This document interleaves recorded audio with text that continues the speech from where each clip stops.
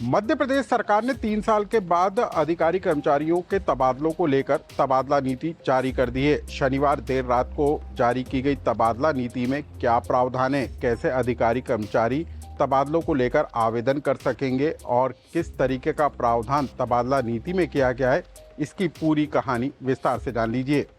नमस्कार, मैं हूं अनुराग श्रीवास्तव और आप देख रहे हैं लोकमत हिंदी।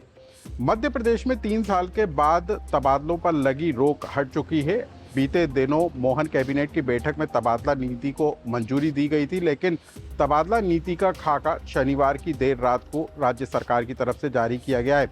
इस नीति के तहत बताया गया है कि कैसे प्रदेश के अधिकारी कर्मचारी तबादलों को लेकर आवेदन कर सकेंगे। स्कूल शिक्षा विभाग, गृह विभाग से लेकर राजस्व विभाग में किस तरीके से तबादले होंगे, विभागीय वार कैसे तबादले होंगे, जिला स्तर पर क्या प्रभारी मंत्रियों के अनुमोदन और सहमति के बाद तबादले हो सकेंगे, राज्य स्तर पर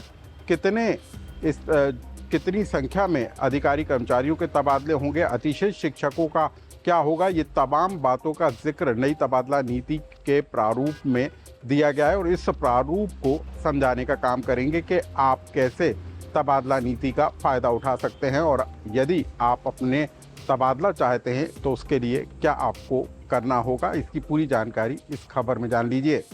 राज्य सरकार के तबादला नीति में जो प्रावधान किए गए हैं उसके मुताबिक विभाग अलग से तबादला नीति बना सकेंगे। नीति से हटकर तबादला मुख्यमंत्री के समन्वय से होगा। जिला संवर्ग में कलेक्टर के जरिए प्रभारी मंत्री के अनुमोदन के बाद ही तबादले हो सकेंगे। 30 मई तक तबादले हो सकेंगे। राज्य संवर्ग के तबादले आदेश विभागीय मंत्री के अनुमोदन से होंगे। पुलिस तबादला बोर्ड के फैसले पर जिलों में पोस्टिंग होगी। गंभीर बीमारी, तात्कालिक आवश्यकता के आधार पर तबादले हो सकेंगे। रिक्त पदों की पूर्ति सबसे पहले अनुसूचित क्षेत्रों में की जाएगी। 3 साल की सेवा पूरी करने पर तबादले हो सकेंगे। ज्वाइंट कलेक्टर, डिप्टी कलेक्टर की पोस्टिंग जिले में प्रभारी मंत्री करेंगे। तहसीलदार, नायब तहसीलदार के जिला प्रभारी मंत्री की सहमति के बाद ही तबादले होंगे। कमजोर परफॉर्मेंस वाले अधिकारी कर्मचारियों को हटाया जाएगा। स्वेच्छा से स्थानांतरण में प्राथमिकता दी जाएगी। रिटायरमेंट को 1 साल बचा है तो तबादला नहीं होगा। पति पत्नी के स्वयं के व्यय पर एक ही साथ पदस्थापना के लिए आवेदन पर तबादले का लाभ मिलेगा। सभी तरह के अटैचमेंट सरकार खत्म करने जा रही है। सभी तबादला आदेश ऑनलाइन अपर मुख्य सचिव, प्रमुख सचिव, सचिव, विभाग अध्यक्ष के ई-ऑफिस मॉड्यूल से ही होंगे। 30 मई के बाद की गई एंट्री को शून्य माना जाएगा। कर्मचारी संगठन पदाधिकारियों को इन तबादलों में छूट मिलेगी। कॉलेज से अतिशय शिक्षकों को हटाया जाएगा। स्कूल शिक्षा में 6 से 16 मई तक तबादलों को लेकर आवेदन होगा।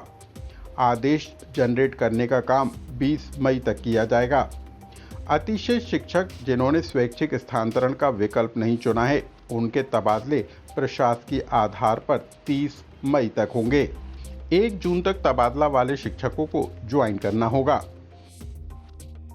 यह स्थानांतरण 1 से 30 मई तक किया जाना जरूरी है और एक 30 मई तक ई-ऑफिस में सारे स्थानांतरण डालना होंगे। यदि उसके बाद यदि कोई स्थानांतरण किया तो वो स्थानांतरण नहीं हो पाएगा।